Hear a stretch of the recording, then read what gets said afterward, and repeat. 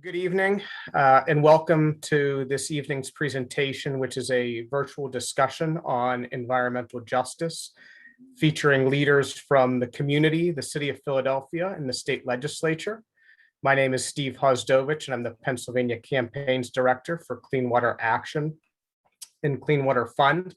We're a national nonprofit environmental organization. In Pennsylvania, we have offices in Philadelphia and Pittsburgh, and roughly around 100,000 members. The mission of our organization is to develop strong grassroots environmental leadership and to bring together diverse constituencies to work cooperatively for changes that improve their lives, focused on health, consumer, environmental, and community problems. Before we get started, I wanted to go over a couple of housekeeping details. The first of which would be that this program is being recorded. We will make it available to all of you who have registered, and we will also be posting it to our Facebook page for the broader universe to view sometime next week. We ask that you please mute yourselves during the course of this presentation. If you have any questions or any technical issues, please post them in the chat, which is located at the bottom of your screen. We do have somebody dedicated to monitoring the chat to help you out. A link to a folder containing information on the documents and other resources referred to by our speakers will be also sent to those of you who have registered for this event. If for some reason you had received this link without registering, we're going to put the registration link in the chat. We ask that you do please sign up so that you can both get the recording and get access to the folder to some of the great information that you're going to hear about tonight. Let me now turn things over to the person who's going to be your MC for the night, which is Maurice Sampson.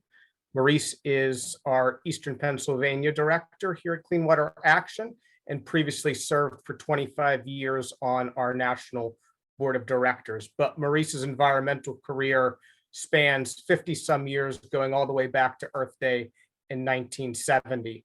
Among numerous environmental actions, he saved 200 acres from suburban development in Cherry Hill, New Jersey in the 70s. He served among the nation's first recycling coordinators for Newark, New Jersey, and Philadelphia in the 80s.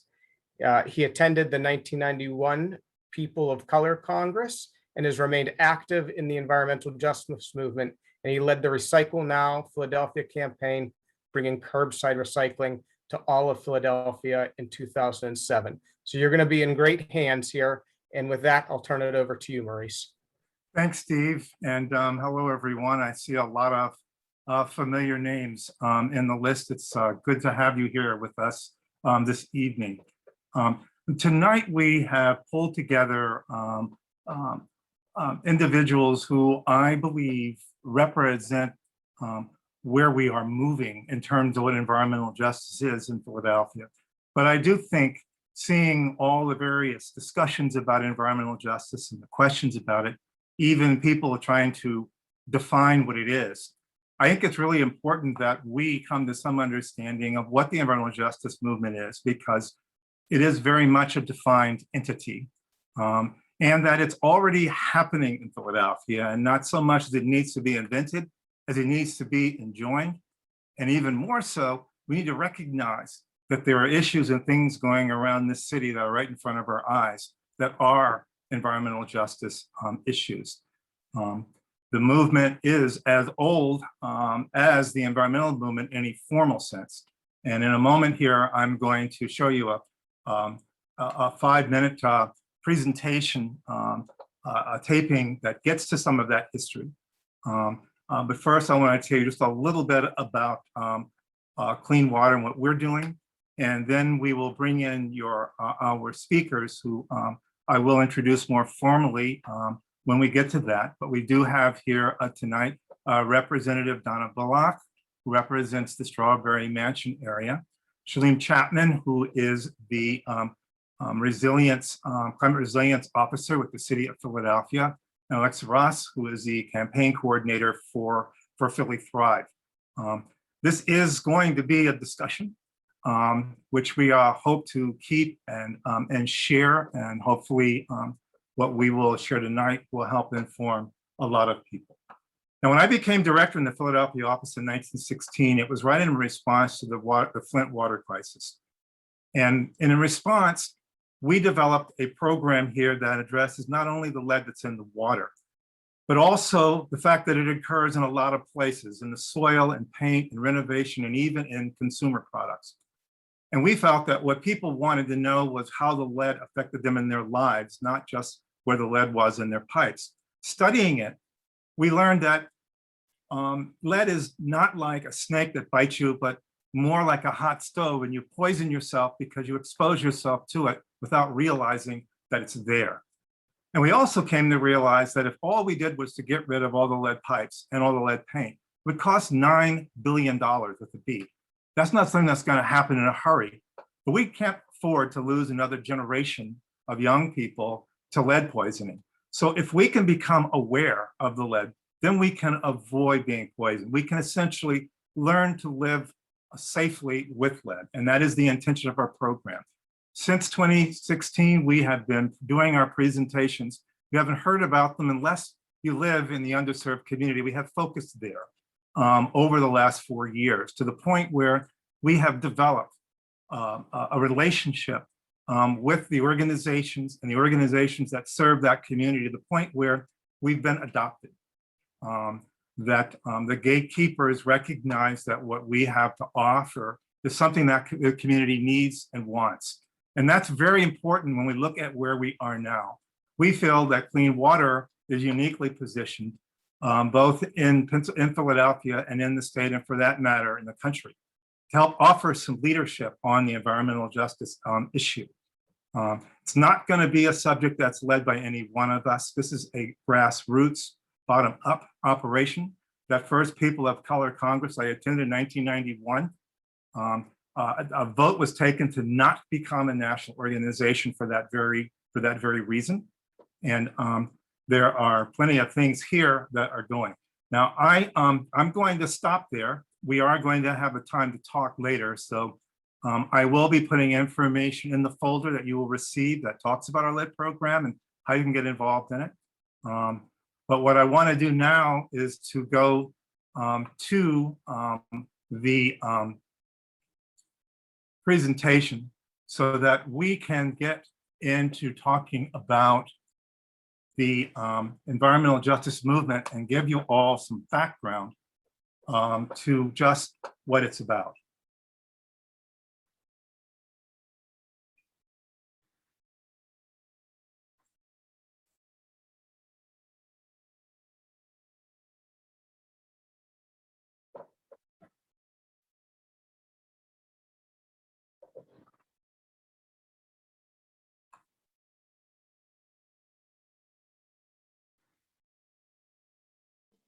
Maurice, we don't have the sound, so you might have to start over and share your sound on it.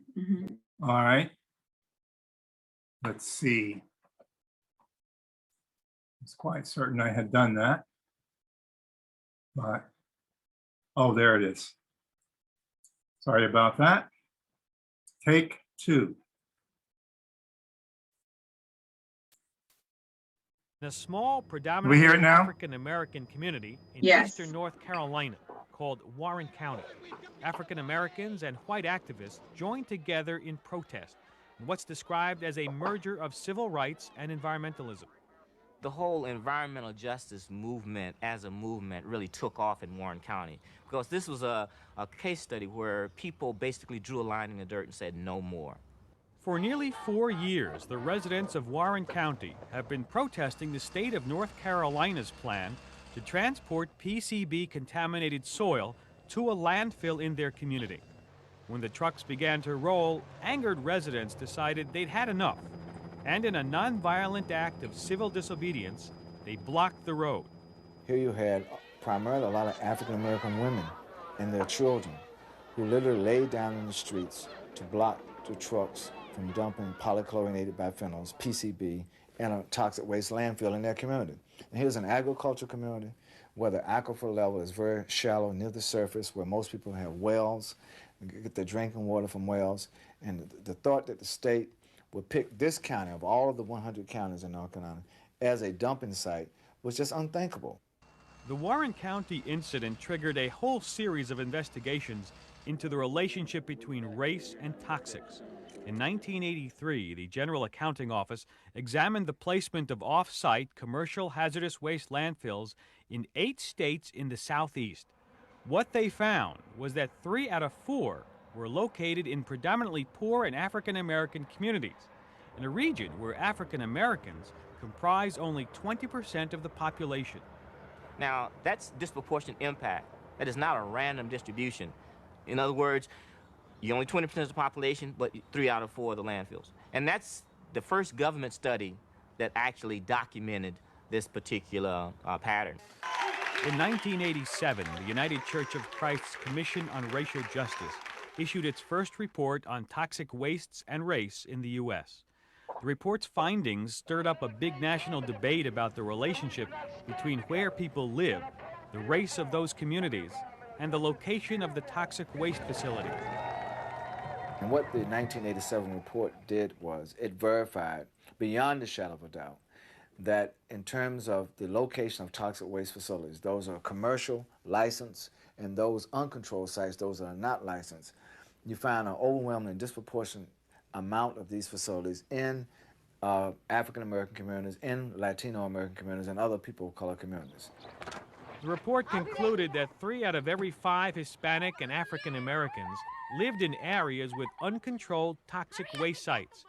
Reverend Ben Chavis, executive director of the commission at that time, coined this phenomenon, environmental racism.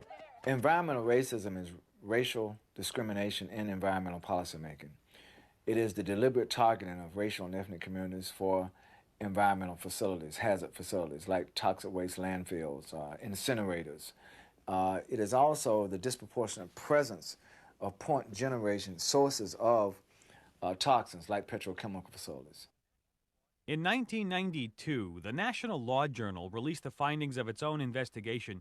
One of the things that became really clear to us in our data was that polluters in white communities get higher penalties for violating the law than polluters in minority communities. And that is not the case if you compare high-income and low-income areas. Their penalties are virtually the same. The study also found that the government had taken longer to address hazards in Superfund sites located in minority communities and accepted less stringent cleanup plans. I think once people find out what the real dangers of environmental injustice are and there are a lot of dangers, people will really get involved. Because we often say that the issue of environmental racism is an issue of life and death. It's just not an issue of some form of prejudice where somebody doesn't like you because of the color of your skin. This is an issue that will take your life away if you don't get involved. In a small... So Dr. Benjamin Chavis initially coined the term environmental racism, but a more comprehensive definition comes from Robert Bullock. He says, racism is any policy, practice, or directive, whether it is intended or unintended, that differentially affects those disadvantaged individuals, groups, or communities based on race.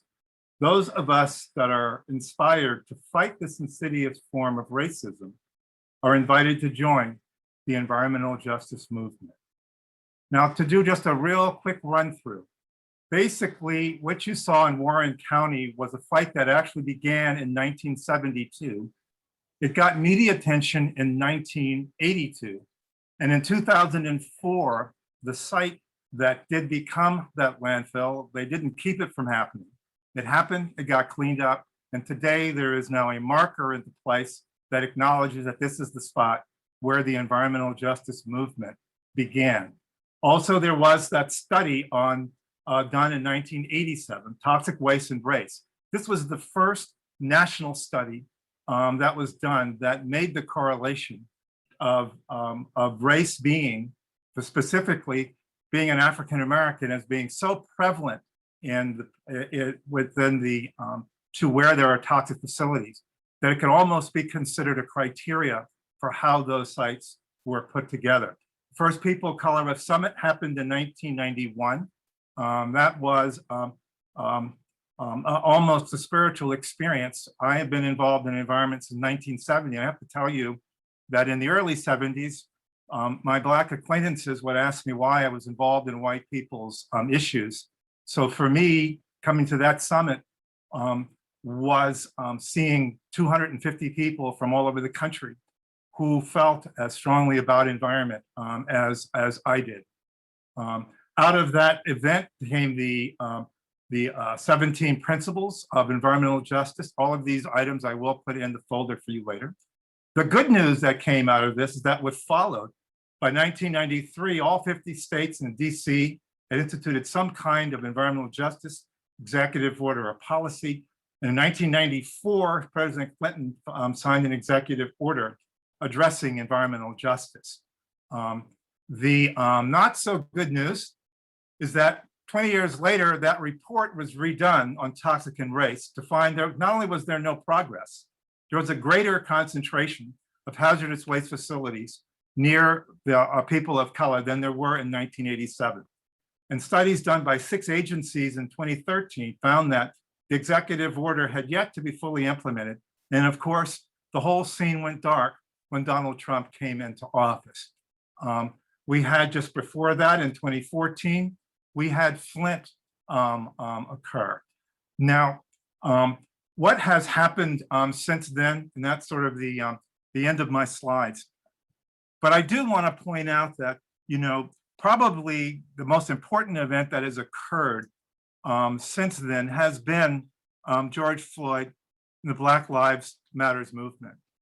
It is as if in the last 2 years, people have discovered environmental justice as they have connected the dots and quite frankly realized that racism is racism and environment is just one more manifestation of that. In Philly, the obvious connections, the Clearfield landfill is a landfill down, it's just north actually of the Heinz refuge in the Eastwick community. You heard the mention in here about how toxic waste Superfund sites are cleaned up last and not as adequate in near communities of color. The Clearfield landfill is a great example of that. The whole of Southwest Philadelphia is full of waste facilities. The refineries are next to it. Every single health indice in the city of any kind, if you live in that area, it is worse. Also, the Nicetown facility is one that I think many people here will understand as being an issue. Nicetown plant got an air pollution issue in spite of the fact it emitted a type of particulate matter that is the most dangerous to people with asthma. And Nicetown has the highest number of emergency room visits of asthma than any other part of the city. And yet it managed to get a permit. Last, I just want to point to one that's not as obvious to everyone. These facilities we aren't necessarily talking about facilities or plants or landfills. We're also talking about situations.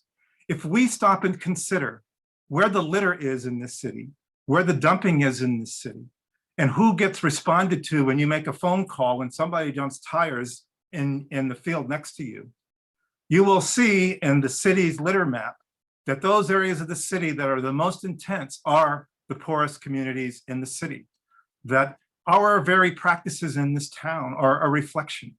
The bag ban that was recently passed doesn't have a fee in it. Without a fee, it creates $180 to $100 million of extra costs at the supermarket. Who do you think is going to suffer the most for that? Well, I'll leave those questions for you to noodle over and come back into the cycle here. And let me find my notes here. I want to introduce as our next speaker here, Representative Donna Bullock. And just a second here, I'm doing a little bit of dancing.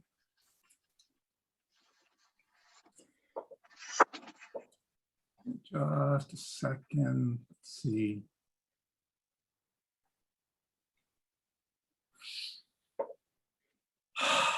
Well, Okay, thank you, Maurice, for that introduction. I can surely introduce myself. I do all right, appreciate that. We're good friends, and we'll start with that as an introduction. thank you. I am Representative Donna Bullock. I represent the 195th Legislative District, which includes parts of North and West Philadelphia.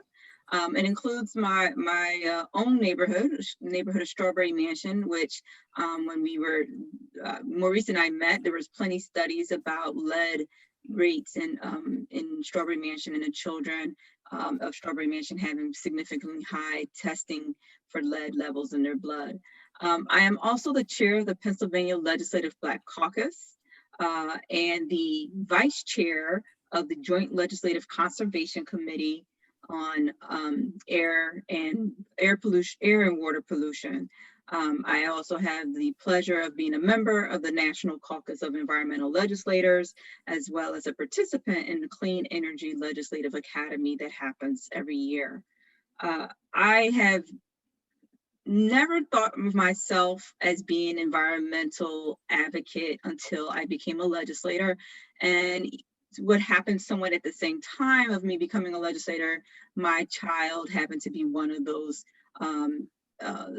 children in that statistic of children who were tested to have lead in their system. And so I started to look at this issue of lead.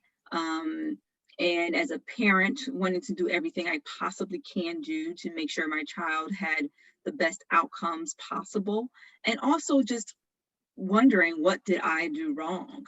And realizing that, unfortunately, living in Strawberry Mansion, living in Philadelphia, living in Pennsylvania, the exposure to lead is so high. We have these beautiful historic buildings, but we know that many of those buildings may have had lead paint over the years. And whether it's home or a relative's house or school or a daycare or a playground where there's, we've found studies of lead dust being in the dirt or on the slides. And so I started to engage and talk to folks like Maurice and talk to other advocate groups around the environment. And particularly when I became a legislator, I got a lot of those visits from all of the groups across the Commonwealth who wanted to encourage me to vote certain ways on bills.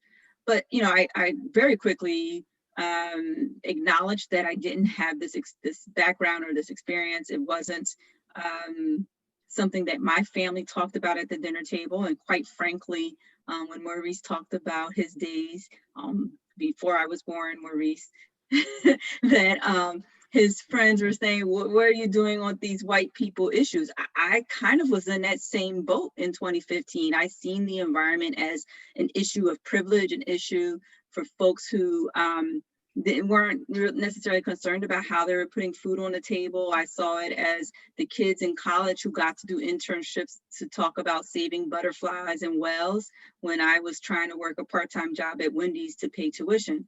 So it took some time for me to understand it. And the environment wasn't a white people's issue. It wasn't a issue of privilege. It was an issue that mattered so much to my community and to families like mine and children like my son, because of the way in which bad environmental decisions impact communities of color first, the way they impact low-income communities first, and we do care. We do care. We may not use the same terms, the same language, but when I talk to a block captain about cleaning the block, they are very much talking about environmental issues and environmental justice. When I talk to families who understand that their child has asthma and that it has everything to do with air pollution in their community or a plant near their neighborhood, they very much do understand the public health implications of bad environmental policy. And so I became an advocate in many ways as a legislator, as a mom, and as a resident here in Philadelphia. And as we talk about legislation, I always acknowledge that Pennsylvania passed the first state constitutional amendment to give us environmental rights in 1971. We passed the Environmental Rights Amendment, and gave our residents the right to clean air and pure water, and to the preservation of our natural, scenic, historic, and aesthetic value of our environment. So what does that mean for everyday citizens? What is the power of that amendment, that constitutional right here in Pennsylvania in 2021? I want to spend some time today talking about how environmental justice plays out after a year of dealing with the pandemic and dealing with COVID. What I know is we've spent an entire year talking about the disparate impacts of the pandemic and how COVID had impacted certain communities of color or women or other low-income communities in disparate ways. We talked about inequities. We talked about inequities in healthcare and in access and distribution of resources. Well, those same disparities, I see those parallels between COVID and this environmental justice movement, between COVID and climate change. We can talk about profits over people and how that theory, or that sort of what motivates people to act, if it's profits over people, has impacted both how we responded to this public health crisis in COVID, as well as the environmental justice movement. We can talk about the lack of affordable health care. We can talk about how folks ignored the warnings. You know, for so long, we knew that our country was not prepared for such a major public health crisis, for a pandemic, for a illness that can spread. You know, we knew that our infrastructure was not prepared to handle that, and we ignored, our government officials, federal, state, ignored those warnings, just as we have ignored the impact of environmental justice injustices in our community, and we've ignored the warnings that we had if we don't do certain things to shore up climate resiliency in some of our communities, that they will be impacted by natural disasters when they come.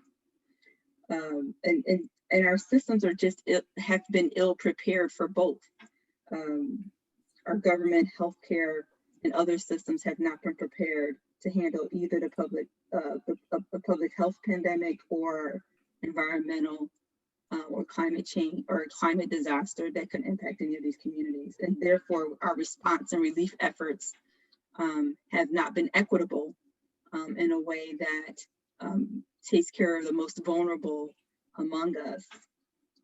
And lastly, we can probably connect a lot of what we've seen during the COVID pandemic and what we see when natural disasters happen and severe weather happen due to climate change, that those systems, those ill-prepared systems, those inequitable response and relief efforts are often rooted in systemic racism. So as you know, this year moved on, we can point again at those environmental inequities that were either caused or exacerbated by the COVID inequities. You know, housing. There are environmental inequities when it comes to housing and what our housing stock looks like, what affordable housing looks like, and how housing can make some folks sick because there's lead and asbestos, for example, in that housing, or that housing may be otherwise inadequate in making folks sick and may have other toxins. And at the same time, during COVID, that housing,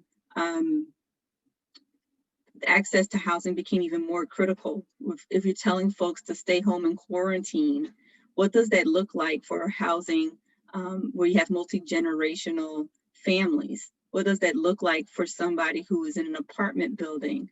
What does being required to stay at home look like for someone whose housing is inadequate?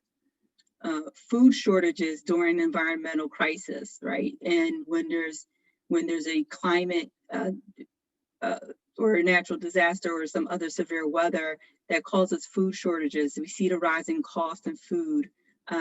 Usually those rising costs happen more prevalent in communities that are vulnerable, low-income communities and communities of color. And we surely have seen food insecurity rise in those communities during COVID as well. Clean jobs versus dirty jobs, right? We talk about this all the time in the environmental justice conversation. Well, during COVID, we had a whole lot of conversations about frontline workers, essential workers, again, who we value as workers and how we make sure those workers are paid, make sure they're safe, make sure they're protected while they're on the job, make sure that they have the whatever kind of protections they need so that they're not exposed to toxins, or in this case, an illness or virus.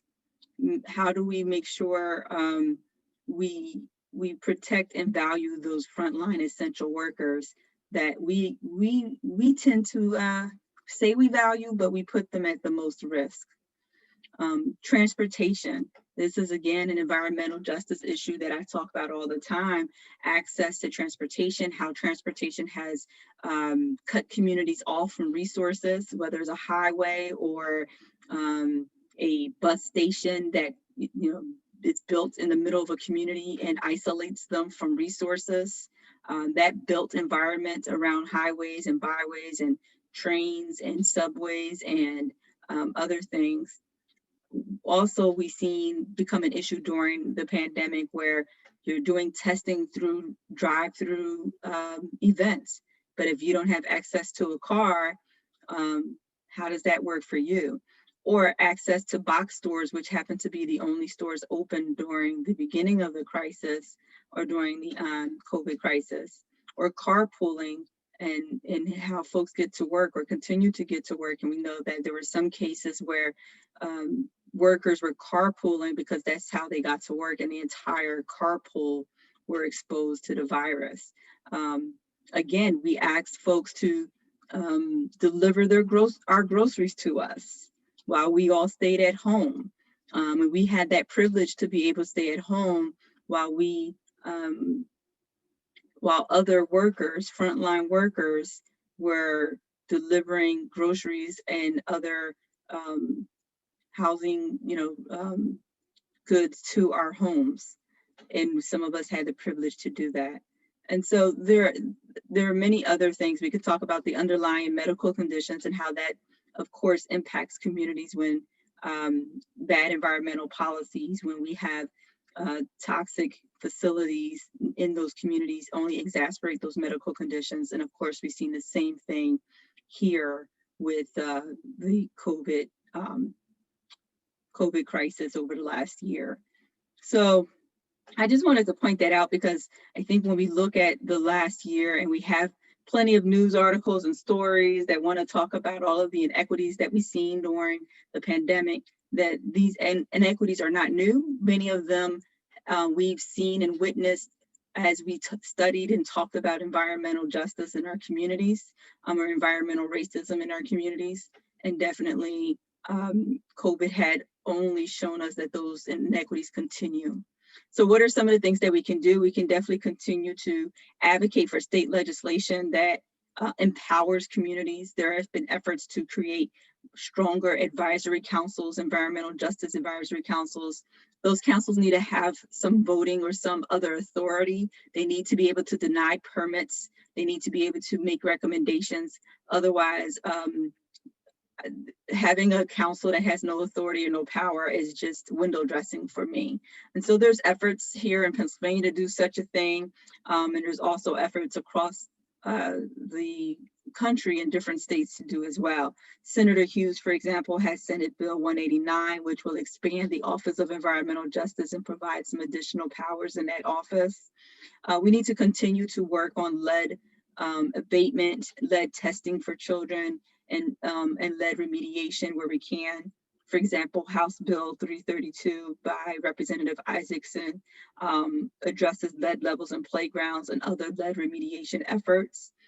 We need to look at energy and how we address climate and energy. As I mentioned, when we look at the increase in the frequency and strength of the severe weather events, they impact low income and BIPOC communities more often than not. And those communities tend to not have the resources available to them to be resilient to those climate incidents, and have little access to those resources. So we need to do things to increase access to those resources, to make energy affordable and accessible to all communities, like the community solar bill that I've been working on, or the PA local solar bill that is making its way through the House at this moment. We need to look at efforts like RGGI, or the Regional Greenhouse Gas Initiative, and say, as we move forward and we look at new initiatives to address greenhouse gas or other market-driven policies here in the Commonwealth, that we do that with an equity lens. We can't move into new policies and new initiatives and not take advantage of those opportunities to do what we've always said we should do, or should have done 10, 20, 30 years ago, when there's an opportunity to do it now. So I've been insisting that if we move forward with RGGI, that RGGI needs to invest in environmental justice communities. RGGI needs to use those profits for such, but RGGI also needs to be an opportunity for us to empower those communities. So it's not just about investing in them, but giving those communities the authority to tell the government, tell us how they want to be invested in. And then we need to work across sectors. And so there's a new caucus called the Blue-Green Caucus in the legislature that is formed. And that caucus is looking at how do we collaborate with labor as environmental advocates to move forward on this conversation around energy, and show that there are opportunities, work opportunities, and labor can get behind our movement towards renewable energy sources. So there's a lot of work to be done at the state, and we have a long way to go since we first adopted our environmental rights amendment. But the conversation around environmental racism and justice needs to and must be a part of that conversation moving forward. Thank you, Maurice, for allowing me to be a part of tonight's conversation. Well, and thank you, Donna, particularly for that your forgiving nature. Our next speaker will be Saleem Chapman, who is a Chief Resilience Officer with the City of Philadelphia. Saleem is the first Chief Resilience Officer after working with the Office of Sustainability as Deputy Director. He's responsible for overseeing Philadelphia's preparedness for climate change, outlining a more aggressive greenhouse reduction goal, and bringing together department heads across the city to work in unison towards planning and responding to the impacts of climate change. It's all yours, Saleem. Thank you, Maurice, and thank you to State Rep Bullock for sort of highlighting the complexity of these issues, and for you championing this work in Harrisburg, which is not an easy task. So thank you for your leadership. You know, I don't have much to add. I think the really important thing to highlight is a few things. I think one of the things that always sticks out to me when I do these panels is so much commonalities between the stories of those of us who've come to work in this field. I myself did not grow up being an environmental activist. I'm a West Philly native. I grew up in the Caucus Creek section of Philadelphia, and I always say that I was knowledgeable and exposed to environmental justice issues and environmental justice activists even when I didn't have the language to do so. But I had never really saw myself as an environmentalist. And I think that that's really important, because I knew that my community and my neighborhood didn't look the same as others across the city, but I didn't necessarily think of it in the context of the environment. And I think, you know, that in itself in some ways is environmental injustice, right? Because it's how you term things, it's the language that you use, makes it more inclusive or exclusive depending on how you do it. And certainly I would say that was some intentionality at some point in time in terms of how we talked about environmental issues to you know, really be responsive and inclusive to certain groups. And so I'm really glad to see that that's evolving, and in our dialogue around these issues is really growing to really see that environmental justice issues really intersect with all other social, political, and economic issues, because those things are all intertwined and we can't address one without the other. And really what it comes down to is sort of how we're placing values on people's livelihoods and well-being, and sort of changing that dynamic as a society. And so that's sort of the core piece. In terms of my work as the city's chief resilience officer, it's really important for me to really be able to sort of link environmental justice work with that. I often say you cannot address future risks and what we anticipate from climate change unless we address the historical risks that we've seen in the city. And partially because of that is that there's a direct connection between our most climate vulnerable communities and those who sort of been longstanding, have experienced longstanding oppression across sort of environmental issues. So, you know, our most high heat or heat vulnerable neighborhoods in the city, you can trace that back to a legacy of redlining. You can look at our most flood vulnerable communities in the city. You can trace that back to sort of the racialized implications of urban renewal policy. And so it's really important that as we continue to sort of build out this work in terms of how we address the city's response to climate change, that we don't lose sight of some of those historical inequities, because those things are linked. And we've been very intentional about that. One of the things that Maurice alluded to in my intro is that I've had the pleasure to sort of build a structure, a governance structure, to sort of bring together the minds that are needed and the perspectives that are needed to advance the work of climate resilience across the city.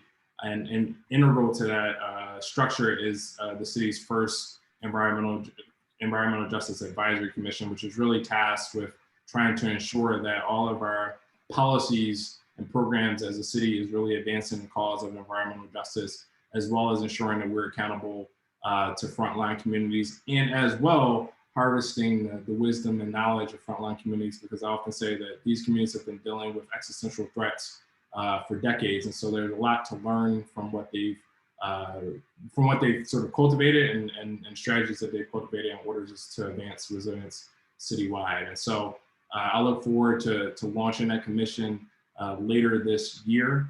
And so I would say stay tuned for that. You can actually go to our website, which I'll share with Maurice, but it's flo.gov/green. You can fill out an environmental justice interest form if you're interested in learning more. And then locally, what I would say is that, you know, environmental justice issues is really connected to land use in the city. So I think to be an informed resident is to take advantage of our Planning Commission's Citizens Planning Institute, which is really a way for you to get a grounding in terms of how land use decisions is made in the city, which oftentimes have the biggest implications on environmental justice issues. So with that, I'll turn it back over to you, Maurice. Thank you. Oh, thank you, Saleem. Our next speaker will be Alexa Ross. Alexa is the campaign coordinator for Philly Thrive. She's been organizing for climate justice for over a decade, getting our start in campaigning for fossil fuel divestment at Swarthmore College. She helped build Philly Thrive, a multiracial, cross-class community organization, building a movement here in the city. And with that, Alexa, let you take it away. All right, thank you, Maurice. Great to be gathered around with folks tonight to talk about this critical topic, and thank you to all the speakers. Super excited about what folks have to say. I've gotten spoiled since living the one piece of being spoiled during the virtual year we've been online trying to organize is using visual aids. So I've put some slides together to help tell the story of how Philly Thrive sees organizing as a critical path to environmental justice, and really looking at what does organizing actually mean. Because I think, like Maurice is critically pointing out, the way that environmental justice as a term has started to get thrown around without a lot of attention to the history and the practice of environmental justice. I would say something similar is true about the word organizing and the practice of organizing. So this is my favorite subject, and I'm super excited. I'm going to put my timer on and make sure I don't go over time, because I could talk all day about this. All right, so have a little, here we go. So about 2014, I'm going to take us back a few years to around 2014.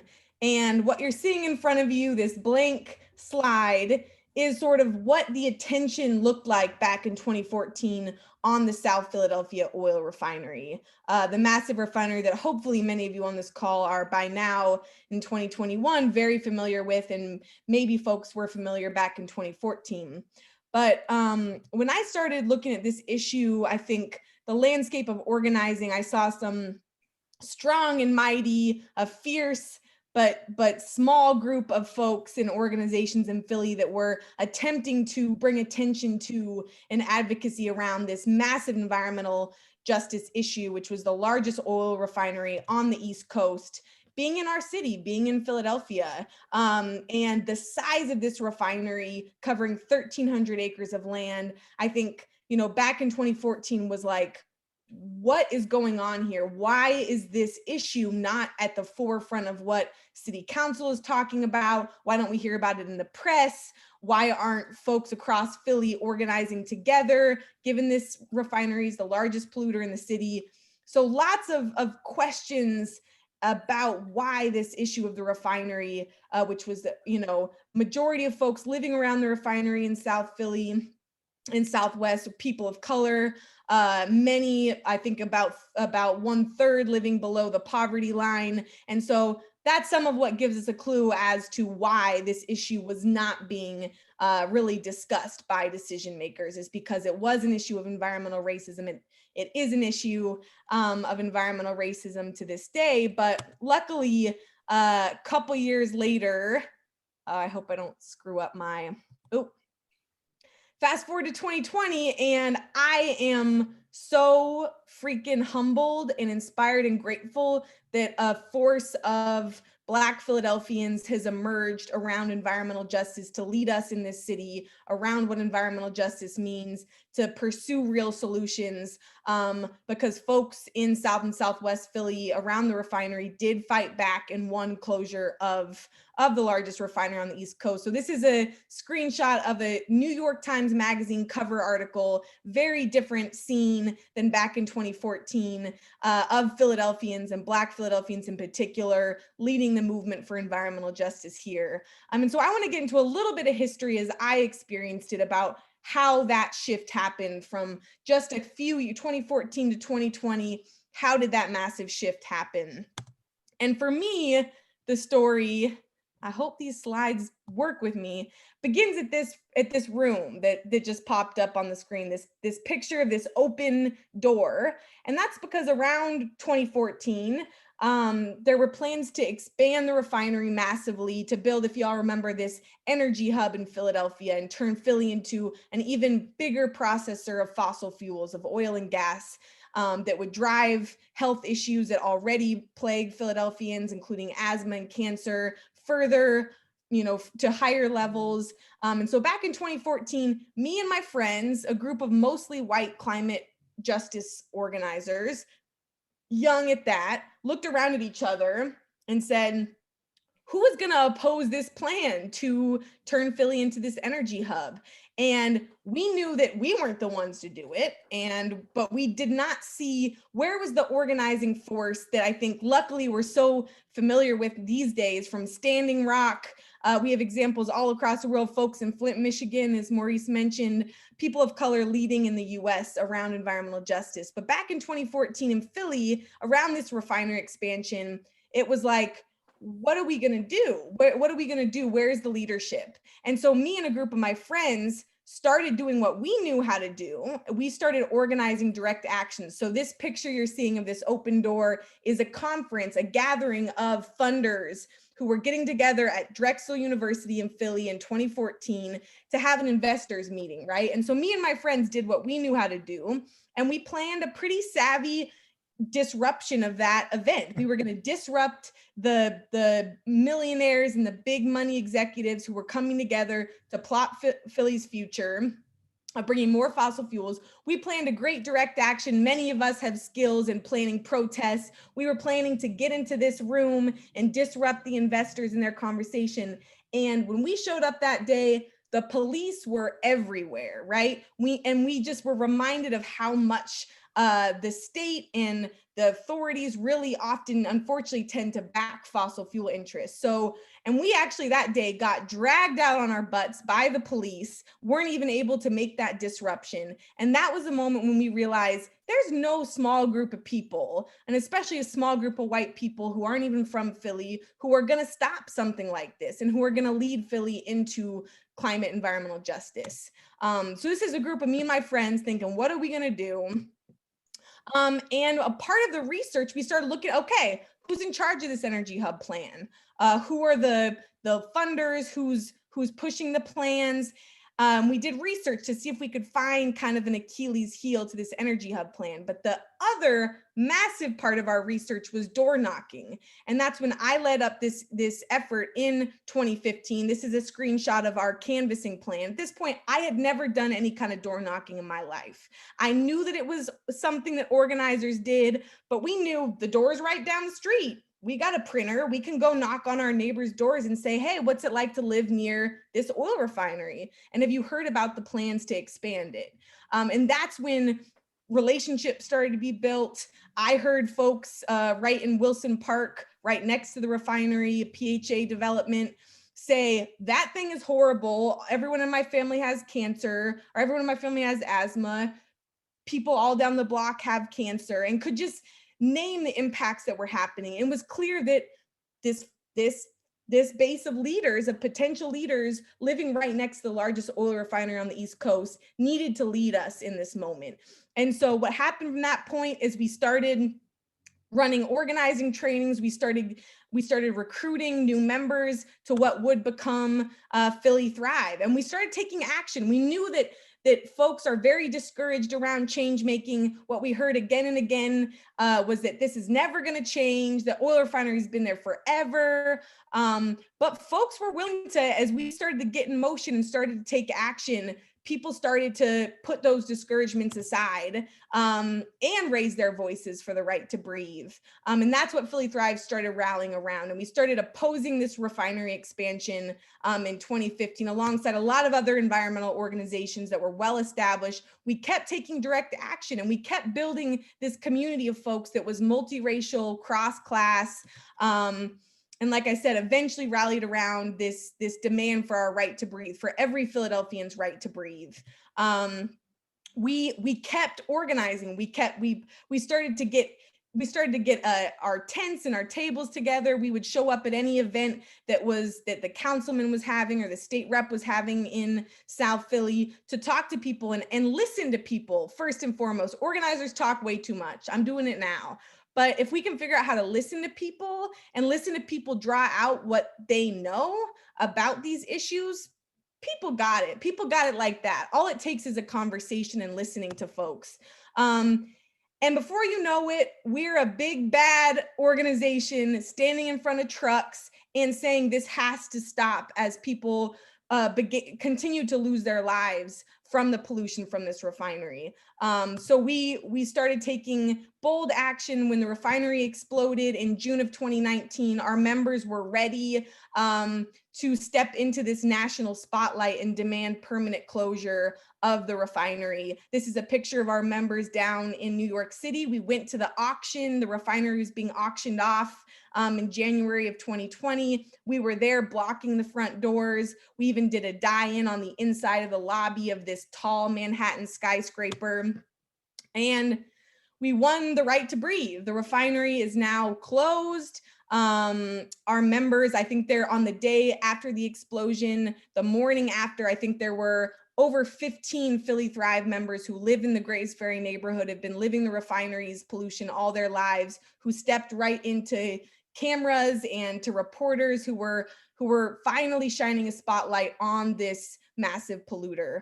And so I just want to leave you all. I think my time's about up. I have a lot more to say about what organizing actually looks like in practice, but I want to end my kind of opening segment with just a couple definitions of what organizing is, because that's how Philly Thrive has built the organization we've built. It's what I've dedicated myself to learning how to do over the past, since 2015. So organizing, what is it? It's leadership that enables people to turn the resources they have. So that's what I was talking about when it's people know when family members are getting sick because of pollution. People know when there's a massive explosion about every year that something needs to change, right? So people have resources already. But what organizing is enabling people to turn those resources into the power they need to make the change that they want. And just to be really clear, organizers, what we do is we identify, recruit, and develop the leadership of others. We build community around that leadership, and we build power from the resources of that community, right? And so there's no one, just like me and my friends learned in 2014, no small group of Philadelphians, and especially a small group of folks that have not been living these impacts for generations, are not going to tip the scale on environmental justice. We're not going to stop climate change as much as we want it, as bad as we want it, but we need organizing, and we need organizing that supports the leadership of those most impacted low-income communities, communities of color, to be leading us and guiding us towards the solutions. And so finishing off what Marshall Gans, one organizing practitioner, says is that organizers do not provide services to clients or market products to customers. They organize a community to become a constituency, people able to stand together on behalf of common concerns.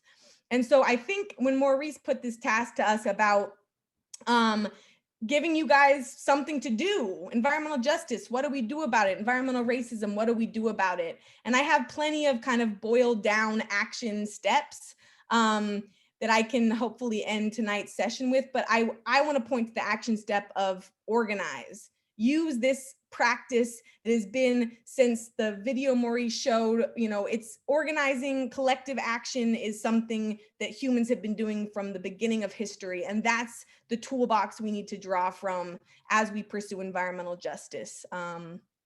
Yeah, and thank you. I think that's what I'll say to start.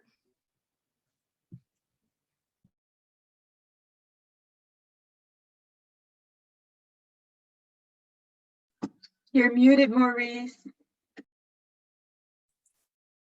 This means I'm not talking loud enough, I guess. We have a relatively small group, and I look at these names, and I think half of them are my family. Thanks for coming, Mom. So I'm right here by myself. But I'm thinking that maybe there's enough discipline here that if I let you all raise your hands, you can ask your own questions. Let me, let's see.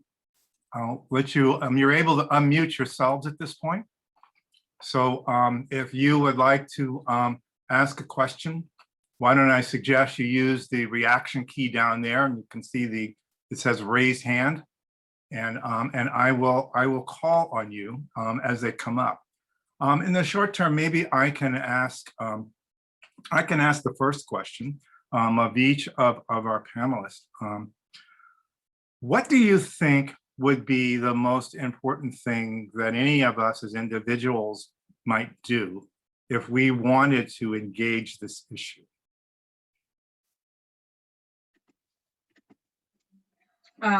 Talk to people. I think Alexa makes a really great point of how her group reached out to the residents, found out who are the most impacted, and heard from them and took direction from those residents. And as legislators, that's the best thing we can do.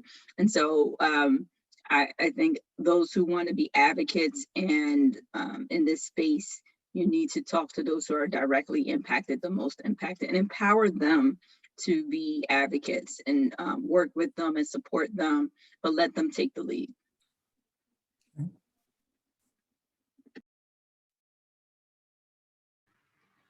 Yeah, I mean, I think just to echo what's already been said, I think it's really about sort of really creating a platform for those who are directly impacted by these issues to lead us. And so I think Alexa and her group has sort of modeled that perfectly, and we can all sort of take a lead from that direction. I will also add, in addition to talking to folks and organizing, invest in these groups, invest in these communities. I think what we often see is that there isn't enough funding. I think I saw a statistic about EJ groups, frontline EJ groups gets about like 3% of funding from like major foundations. So certainly we aren't seeing the groups that are best positioned to do this work getting the funding to do this work. So I certainly would say ensure that you're investing your charitable contributions in groups that are really best positioned to do this. Okay. Okay. Yeah, I would just say one thing everyone can do, especially because I'm imagining folks attending a clean water action call are already involved in some work. I think something that we need to do, because we all know that time is of the essence when it comes to climate environmental justice, is to ask yourself and your organization important questions about your theory of change. So how do you understand the path to power, right? I think a lot of us try to, especially on an issue like this that feels clean water, clean air, climate change, these issues are incredibly pressing. And I think we can often be sent into a frenzy of, panic about what are we going to do? And let me just throw something at it. But actually strategy really, really matters. And so to ask yourself, honestly, ask your comrades in whatever organization you're a part of, what is our theory of change on this? So you can hold yourselves accountable to actually devising a plan that's gonna make a difference and gonna take a bite out of this issue. Because we've been running around like chickens with our heads cut off for, I think, a really long time. And, get yourself some therapy, get yourself some exercise, tend to your bodies, and let's make a plan to actually win on this issue, critically led by people who have been most impacted, as Rep. Bullock said. Yeah, so that's what I would say. And study up social movements that have been have won the gains that we get to benefit from now in 2021. Read social movement history. It gets so erased how we won the different rights that have been won in the US or around the world. And so study that history, because that points us towards the strategies that we need. Well, that's terrific. I'm after my own heart there, Alexa. Organizing is, I've always considered myself to be a grassroots organizer. I considered going to law school, Donna. I went to school for undergrad for Rutgers for 2 years. So I was right there near a big law school. Used to be a Burger King on the campus. And I think I thought about going to law school for about 10 minutes. But I really enjoy working on the grassroots side of this game. And, there are numerous ways that we can change the system. And sometimes I think that politically organizing our neighbors to be clear about what it is that we want is something that too many people assume they can't make things change. We didn't do it this year because of COVID, but we do a lobby day every year. And one of the things that I have noticed when people go is they're stunned that the representatives actually listen to them, that they respond. I don't know what they think representatives are. I remember one year we went and one of our members realized that the representative and he went to the same bar. They probably were there at the same time. And I don't think that he thought that legislators go to bars, but legislators live in our neighborhoods, and state legislatures in particular play a critical role when it comes to this, because despite whatever is passed by the national government, it has to be enacted by the state government. So if you don't have that support on that side, you don't get any action.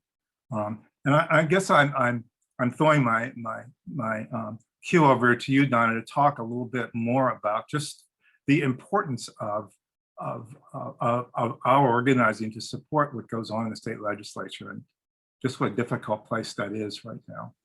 Oh, I thought you were making a pitch and an announcement that you were running for office. It's never too late, Maurice.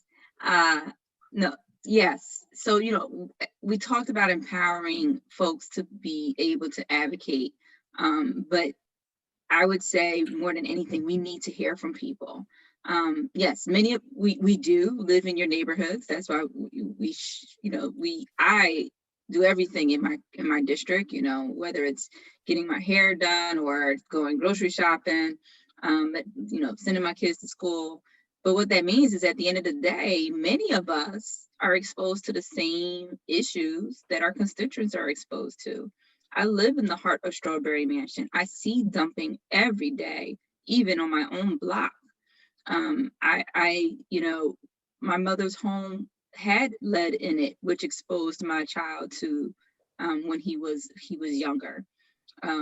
My boys go to schools in Philadelphia, and as we talk about the buildings and facilities, school facilities, and wanting to fund programs or grant programs to remediate that lead, it's important that we hear from you, because while we have our own personal stories, it means a lot more when we hear from other constituents that can tell us what's happening in their neighborhoods, who can tell us what's happening to their children, or they can share with us how the existence of that refinery has impacted the health of their community. And I remember Alexa actually being on a plane on that morning in December of 2019. I was coming back to Philly from a conference, and I saw the fire from the plane. And the first thing in my mind was, what, all those residents there, how is this going to impact that community? I drive by the Nicetown power plant on my way to church. So we see these things. Many of us are part of these communities, but for some of my colleagues outside of Philly or colleagues in other parts of the Commonwealth, they need to hear those stories as well. Those stories inform how we think about legislation, and it informs how we think that legislation impacts people. I'm working on legislation right now to create a commission that will be responsible for doing equity impact statements on legislation. I think that's important. We have an office, it's called an independent fiscal office, that does budget impact statements. So fiscal impact statements, so that anytime we pass legislation, we know how that legislation impacts our budget. We don't do the same thing to determine how legislation may impact people, how it can impact different groups of people, and how it may create inequities if we were to pass that legislation. So I hope something like that can happen, and we need that kind of infrastructure as legislators to inform us. But until we have that kind of information, the best next thing is to hear from the constituents themselves. So it's so important to hear from you. And I also say, we're not the experts, it's because constituents and groups and advocacy groups came to me, Moms Clean Air Force and others came to me, that I am now talking about these issues a little bit more. They've helped educate me as a legislator. They helped give me the information I needed. I'm not an expert. So for those who have some experience, whether it's some schooling or personal experience, I will benefit from those conversations. And if I'm better informed, I can be a better legislator, and then everybody benefits from that. I think that one of the things that I often see people do is fade back because they think they don't know enough. 20 minutes a day in any subject will make you an expert in 5 years. So imagine what happens if you spend an hour a day studying something. The internet is amazing in that everything that you need to get on any subject is there at your fingertips, that literally by committing yourself to just reading. I know a little about a lot of subjects. I am a generalist. That was my education. I was an environmental studies major. Knowing a little about a lot of things was what I was trained to do. People think that I know a lot because I seem to always have the answers, but what they don't know, my deep dark secret is, I study everything I'm going to do a week or two before I do it. And it doesn't take long. That's dangerous, Maurice. Well, that's part of the charm. Enough to make you dangerous. That is part of the charm, that's the game here. I'm a committed skeptic, and I think we all should be. And I have always been the one to ask a lot of questions. Although I have discovered that if you ask questions and just listen, people will think that you're brilliant. And once I learned that became an important tool in the chest as well. But my point is that any of us here, when we're concerned about something, we need to study it, get into the issue and understand that the people you're reading about are all accessible. When I was in high school and in college, I used to read books and then find the authors. You know, there was no internet then, there were just telephones. This was back in the dark ages. But it was easy to connect with people and they meet with people. I used to go to conferences when I was in college. I had job offers since I was a sophomore because I would just show up. I got to meet all the champions of the day. I met and got to know Margaret Mead and David Brower, Friends of the Earth, and Buckminster Fuller, because those people were accessible. Bucker Fuller was at Drexel in the last years of his life. These people, they're giants, you know, now, and they were accessible. And people are more accessible now if you are clear about, you know, looking to get information and make things happen. I kind of feel like, you know, taking care of things is really about all of us deciding what we want to do and just, you know, putting ourselves forward to do it.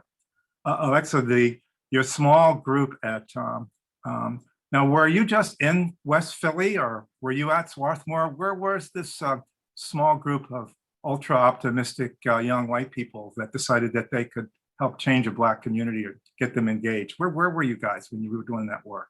Yeah, we had, so a group of us who were at Swarthmore College together and had started studying social movement, started one of the first fossil fuel divestment campaigns in the country. And we our last semester of school met every week to discuss if we were gonna actually, instead of graduating and all going our separate ways, which often happens to students who get pushed into, you know, what career you're gonna, you know, what's your next step, what job you're gonna go into.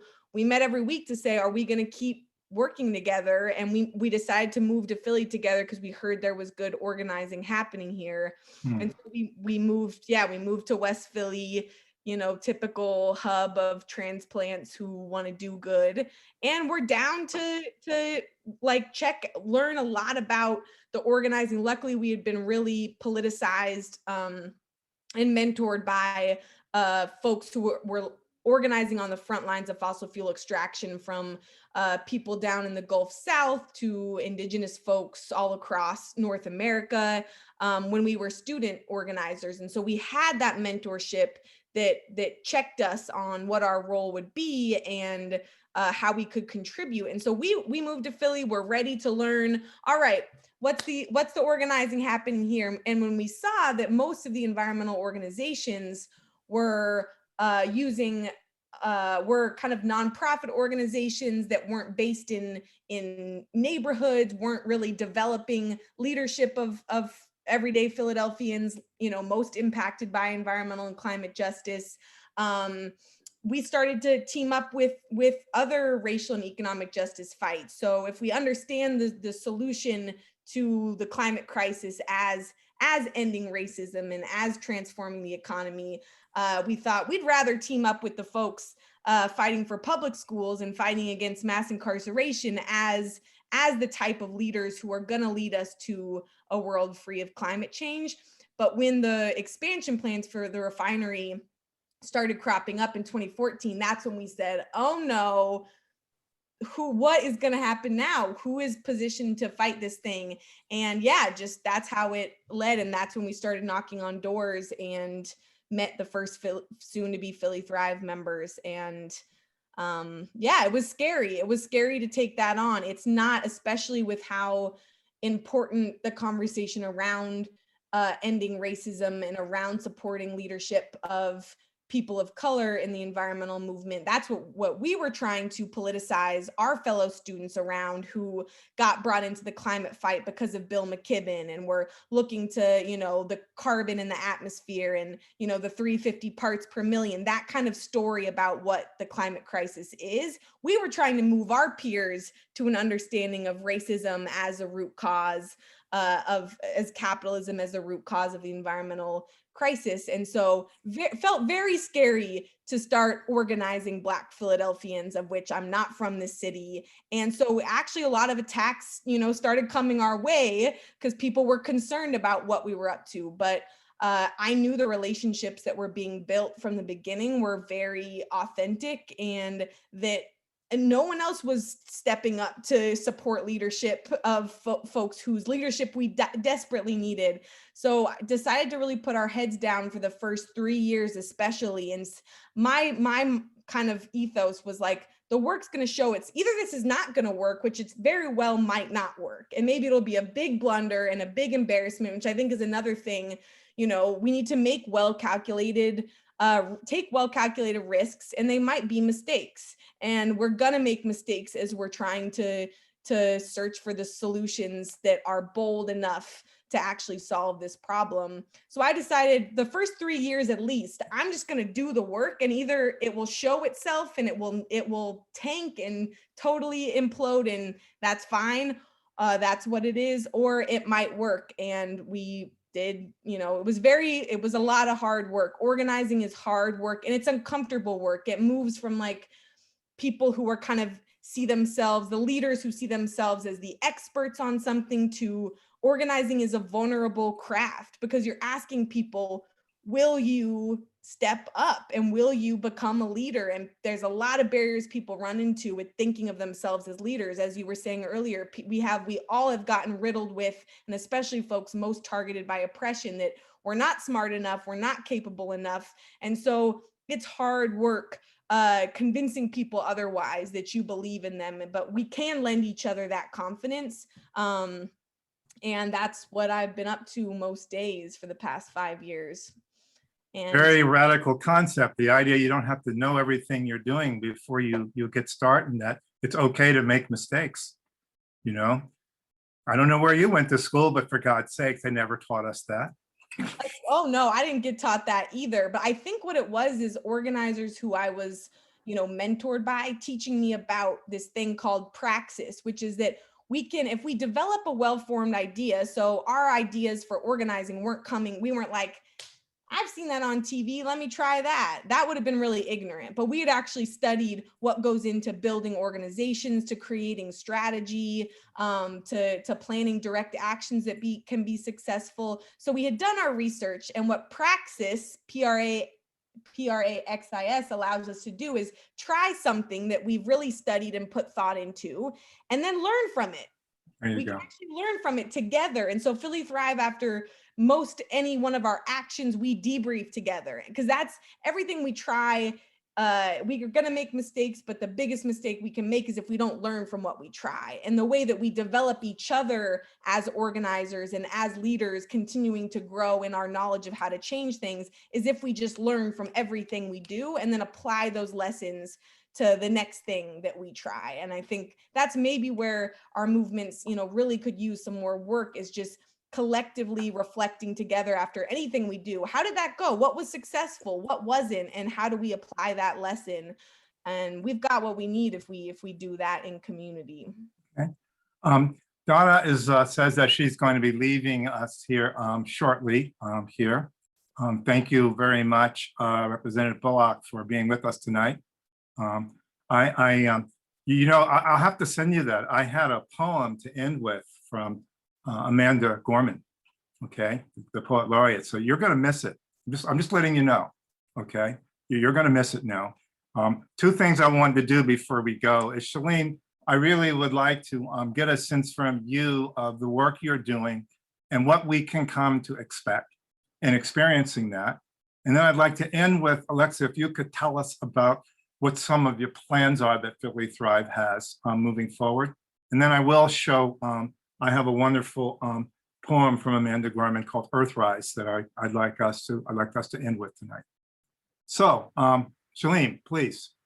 Yeah, no, I think, you know, the work that I'm trying to do is different, but very similar to the work that Alexa's trying to do. Is really make sure that we're creating pathways to power to folks who traditionally haven't been involved in these decisions. So the key piece of the work that we're doing has nothing to do with the creation of the Chief Resilience Officer role. I'm essentially an administrator. Is really that governance structure piece that I talked about earlier, is really about how do we pull together our civic community, galvanize our civic community to really advance creative solutions that are needed to confront, you know, one of the most complex and daunting crises of our time. And so The way in which that will look like, as I said before, we'll have an Environmental Justice Advisory Commission that's really made up of folks from frontline communities on these issues, making sure that everything we do is informed by that perspective and really oriented at addressing the root cause of climate risk, which, as I said before, is connected to historical decision making. We'll continue to build a research agenda to make sure that our decisions is really advanced by the latest thinking and science, but not only just in terms of traditional climate science, but also social scientists and economists, mental health experts, because we understand that climate change has implications all across our mental, physical, and social well-being. And then lastly, we'll make sure that we're bringing together the right leaders internal to the city. So there's a resilience cabinet that's really galvanizing senior level folks in the city administration to make sure we're making the important decisions from our standpoint to advance this work. And then the last piece is a civic steering committee, which is really where all those different entities come together, bringing in some other stakeholders to really make sure that we have all perspectives represented from our civic community to advance these solutions. So again, I'm just the administrator of all those different things, and really the heart of the work will come out of all those different pieces. And folks will sort of see that implemented over the next coming months. And so I would just say, stay tuned to hear more. Well, I hear that, Saleem. I also know that that too is a form of organizing, and that takes a lot of work and a lot of forethought just in the people you connect with. They've got to be inspired, and they have to be connected in a way that they're going to be productive too. And that's not, that is something that takes skill. So I've been watching your career. You seem to me to be in the right place at the right moment. In fact, I'm excited about where people are inside and outside of government. Running for office is something that I am clear I was never going to do. This is what I enjoy doing right here. Alexa, can you tell us a little bit about where Philly Thrive is going and what your plans are next? And then I think we'll sign ourselves off. Yeah, absolutely. And maybe I can fold in a response to the question in the chat as well. Yeah, so Philly Thrive, we considered our Right to Breathe campaign. That was the campaign focused on ending pollution at the refinery site. We won that campaign, so we're moving from the right to breathe to the right to thrive. So now that Philadelphians can breathe a little easier, it's time to thrive. And what that means to us is about repairing the harm done from this century and a half of oil refining that particularly exploited low-income communities of color that had to deal with that pollution for so long. And so we see the Right to Thrive is about complete cleanup of the land, no shortcuts there so that toxins no longer seeping into these neighborhoods, dignified jobs and investment in the surrounding communities. So we know that one of the refinery's injustices is that that folks of color in the nearby neighborhoods were not really ever given employment. A lot of the employment came from outside of Philly or the suburbs. And so we want to make sure good jobs, family sustaining jobs are provided for residents in surrounding neighborhoods, as well as significant investment in parks and community centers that the new company at the refinery land definitely has the capacity to do. And last but not least, a permanent seat at the table. So we know that nothing would have happened at the refinery site the way that it did if residents most impacted were actually at the table and at the center, not just off to the side or not with, tape over their mouths, but actually playing a key role in planning and decisions. So not hearing about things after the fact, but planning and decisions. And so this is the largest redevelopment since Philly was founded as a city. So we need everybody. This is about this redevelopment of 1,300 acres of land is going to impact everyone in the city of Philadelphia. It's going to change kind of the economic landscape. It's going to change the physical landscape. And so the role that you can play, and I guess to fold in the question from the chat, is that if we're doing truly transformational work, truly revolutionary work, it unfortunately, we can't guarantee our safety. And that's one of the things we run into all the time with recruiting new members. And that's why the organizing that, Maurice showed the video of back in the civil rights era in the 60s and 70s was strategically suppressed, right, by threats of violence and threats of other kinds towards organizers. And the best thing that we can do to actually ensure our safety is to build and grow our movement. That if we never leave a leader isolated on their own, if we make sure there's way too many of us to target, that's how we do our best to ensure our safety. And so we got to build the movement. So we need you involved in the Right to Thrive campaign. So if you're part of an organization or an institution, this coalition is pretty unprecedented. Philly Thrive has just supported the United South and Southwest Coalition for Healthy Communities to form, which is over 17 organizations in the surrounding neighborhoods of the refinery site that are going to really advocate for community voice and deep investment in those neighborhoods long impacted. So I believe I put the links for all these things in the materials Clean Water Action is going to send out. You can also follow Philly Thrive on social media. That's the best place to learn about updates and action opportunities, and join or donate to Philly Thrive. The comment was made about environmental organizing, and especially kind of on the fence line, on the front line of these kind of injustices are underfunded, and that is a big barrier to organizing. So all the links should be sent out to y'all, but those are the ways you can get involved. And by growing our movement, we can ensure that everybody not only has clean air to breathe and a good job, but also the right to protest and to organize. So excellent. Thank you so much. I want to let everybody know here that we give out an Environmental Justice Award every year, the Jerry Balter Environmental Justice Award. Jerry Balter was an engineer who went back to school when he was 59 to get a law degree, and he's the reason why there's air pollution testing for all cars. He actually challenged and won against the Commonwealth, who fought that. He is the reason why there is no burning in Philadelphia. He closed all the incinerators in the city. In his last years, he was actually working with Saleem. They came a hair's breadth from going before the Supreme Court to argue cumulative impacts. The company that was charged went out of business, and so the case was dismissed. So we have, he also, it turns out, worked with the folks in Harlem and in other places. He was an organizer at heart and would show up at different groups organizing up and down the East Coast. And many of the well-known environmental justice advocates will tell you they all knew Jerry Balter. Just a special person in our history. I want to end tonight. This is about 5 minutes long. It's a poem called Earthrise by Amanda Gorman, the National Youth Poet Laureate, who you will remember gave the wonderful poem at the inauguration. I want to thank all of you for coming out tonight. We are going to take and package the conversation tonight so that it can be shared, and its impact can felt long before here.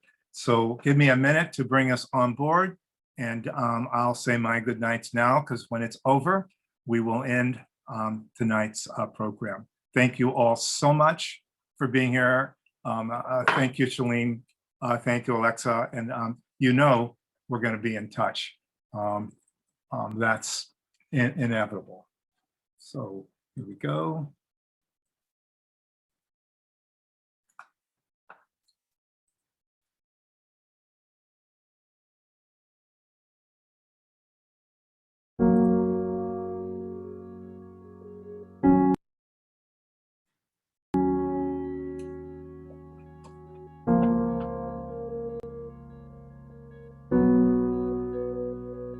On Christmas Eve, 1968, astronaut Bill Anders snapped a photo of the Earth as Apollo 8 orbited the moon.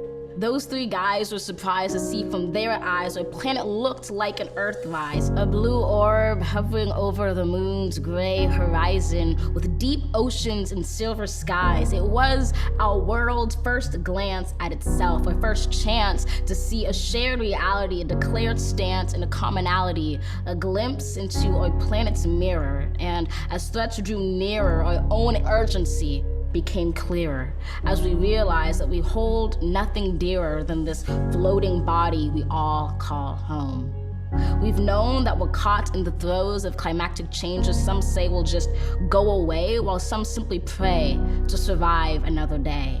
For it is the obscure, the oppressed, the poor who, when the disaster is declared done, still suffer more than anyone. Climate change is the single greatest challenge of our time. Of this, you're certainly aware. It's saddening, but I cannot spare you from knowing an inconvenient fact, because it's getting the facts straight that gets us to act and not to wait. So I tell you this not to scare you, but to prepare you, to dare you to dream a different reality where, despite disparities, we all care to protect this world, this riddled blue marvel, this little true marvel, to master the verve and the nerve to see how we can serve our planet. You don't need to be a politician to make it your mission to conserve, to protect, to preserve that one and only home that is ours. To use your unique power to give next generations the planet they deserve. We are demonstrating, creating, advocating. We heed this inconvenient truth because we need to be anything but lenient with the future of our youth. And while this is a training in sustaining the future of our planet, there is no rehearsal. The time is now, because the reversal of harm and protection of a future so universal should be anything but controversial.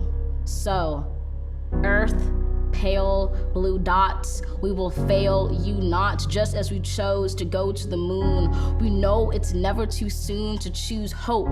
We choose to do more than cope with climate change. We choose to end it. We refuse to lose. We do this and more, not because it's very easy or nice, but because it is necessary. Because with every dawn, we carry the weight of the fates of this celestial body orbiting a star. And as heavy as that weight sounded, it doesn't hold us down, but it keeps us grounded, steady, ready, because an environmental movement of this size is simply another form of an Earthrise. To see it, close your eyes, visualize that all of us in this room and outside of these walls or in these halls, all of us change makers, or in a spacecraft floating like a silver raft in space, and we see the face of a planet anew. We relish the view, we witness its round green and brilliant blue, which inspires us to ask deeply, wholly, what can we do? Open your eyes, know the future of this wise planet is right in sight, right in all of us. Trust this earth uprising, all of us bring light to exciting solutions never tried before, for it is our hope that implores us at our uncompromising core to keep rising up for an earth more than worth fighting for.